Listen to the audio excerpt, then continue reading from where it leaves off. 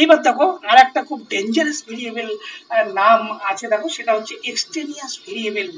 আমি যদিও এক্সটেনিয়াস ভেরিয়েবলকে compounding variable লিখেছি, বাট কম্পাউন্ডিং ভেরিয়েবল কিন্তু আলাদা আছে। এক্সটেনিয়াস ভেরিয়েবলের যখন খুব ডেঞ্জারাস পর্যায়ে পৌঁছে যায় তখন তাকে বলা হয় কম্পাউন্ডিং ভেরিয়েবল। ক্লিয়ার? আমি এখানে লিখে রেখেছি, দেখো it is also called compounding variable. কখনো কখনো বলা হয়, কিন্তু মাথায় রাখবে এক্সটেনিয়াস ভেরিয়েবল যখন একদম এক্সট্রিম পর্যায়ে পৌঁছে যায় তখন তাকে আমরা বলি কম্পাউন্ডিং ভেরিয়েবল। তাহলে এক্সটেনিয়াস ভেরিয়েবল গুলো কোনগুলো? তো extraneous variable are the factor in the research which may have effect on the dependent variable but which are not control, which are not control. Extraneous variable এমন একটা ভেরিয়েবল যেটা unfortunately তোমার কাজের গবেষণার মধ্যে চলে আসবে, কিন্তু অ্যাজ এ রিসার্চার যেটা কি করছে, ডিপেন্ডেন্ট ভেরিয়েবলের উপর রেজাল্টটাকে চেঞ্জ করে দেবে, কিন্তু তোমার কাছে কিন্তু সেই এক্সটেনিয়াস ভেরিয়েবলগুলো কিন্তু কখনোই কন্ট্রোল করা তোমার পক্ষে সম্ভব হবে না। এই জন্য কি বলা হয়, extraneous variable are dangerous. Extraneous variable are dangerous. They may damage the study validity. তোমার যে কাজ তুমি গবেষণা করতে চাইছো, তোমার সেই কাজটাই কিন্তু নষ্ট করে দিতে পারে extraneous variable.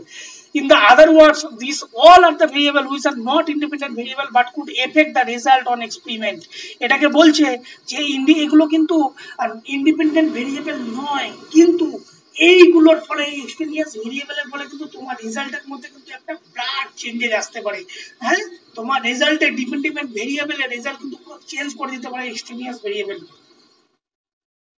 এখানে দেখো এক্সাম্পল দিয়ে তোমাদের যদি বলি, তাহলে এক্সাম্পল দেখো, if you want to measure the relationship between student studying hours and exam performance, তুমি দেখতে চাইছো স্টুডেন্টরা কতক্ষণ ধরে পড়াশোনা করছে তার সাথে এক্সামের পারফরমেন্সের তুমি তার পারফরমেন্স দেখতে চাইছো। এখানে এক্সটেনিয়াস ভেরিয়েবল কোনগুলো কি, student intelligence play as one of the extraneous variable of the study. এখানে ইন্টেলিজেন্সি মানে স্টুডেন্টের ইন্টেলিজেন্সি লেভেল যদি ভালো না হয়, স্টুডেন্ট যতক্ষণ ইচ্ছা পড়ুক কিন্তু তার রেজাল্ট পারফরমেন্স কিন্তু কখনোই ভালো হবে না। আরো এক্সাম্পল দেখো এখানে দেওয়া আছে, এই এক্সাম্পলটাকে ভালো করে বোঝার চেষ্টা করো যে আমরা জানি ইন্ডিপেন্ডেন্ট ভেরিয়েবল হচ্ছে কারণ, যার ফলে কি করছে ডিপেন্ডেন্ট ভেরিয়েবলের উপর এফেক্ট দেখি। ক্লিয়ার? তাহলে ইন্ডিপেন্ডেন্ট ভেরিয়েবলকে আমরা কি করছি, ম্যানিপুলেশন করছি। কি ম্যানিপুলেশন করছি, কন্ডিশন এ কন্ডিশন বি বিভিন্ন রকম ট্রিটমেন্ট দিচ্ছি।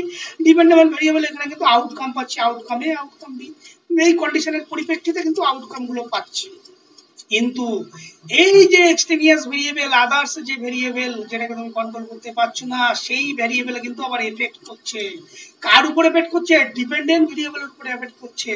হ্যাঁ, সেখানে কি করছে, সে কিন্তু ডিপেন্ডেন্ট ভেরিয়েবলের উপর রেজাল্টটাকে কিন্তু চেঞ্জ করে দিচ্ছে। দেখো তাহলে এই যে এক্সটেনিয়াস ভেরিয়েবল কিন্তু খুব ডেঞ্জারাস। তাহলে এক্সটেনিয়াস ভেরিয়েবল কিন্তু যখন তুমি কাজ করবে অ্যাজ এ রিসার্চার, তুমি যখন কোনো এক্সপেরিমেন্ট রিসার্চ করবে তখন কিন্তু তোমাকে ভালো করে মাথায় রাখতে হবে যে তোমার কাজের মধ্যে কোন কোন রিস্ক ফ্যাক্টর বা কোন কোন এক্সটেনিয়াস ভেরিয়েবল গুলো তোমার কাজের মধ্যে আসতে পারে, সেগুলো কিন্তু যতটা পারা যায় অ্যাজ এ রিসার্চার তোমাকে সেগুলোকে কন্ট্রোল করার চেষ্টা করতে হবে। সেগুলো হচ্ছে এক্সটেনিয়াস ভেরিয়েবল, এবং এই এক্সটেনিয়াস ভেরিয়েবল কিন্তু সরাসরি তোমার ডিপেন্ডেন্ট ভেরিয়েবল অর্থাৎ তোমার রেজাল্ট কিন্তু চেঞ্জ করে দিতে পারে। ক্লিয়ার?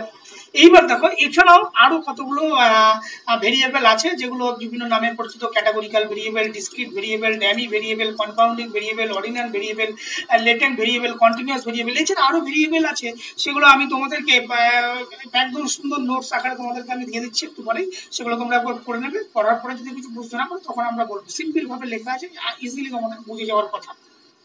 এইবার বলো তোমাদেরকে এই যে যে ভেরিয়েবল গুলো তোমাদেরকে পড়ানো হলো তার মধ্যে থেকে যদি কোনো কনফিউশন তোমাদের মধ্যে থেকে থাকে সেগুলো আমাকে বলো, না হলে আমরা ওই কিভাবে এই লেভেল অফ মেজারমেন্ট আমরা সেগুলোকে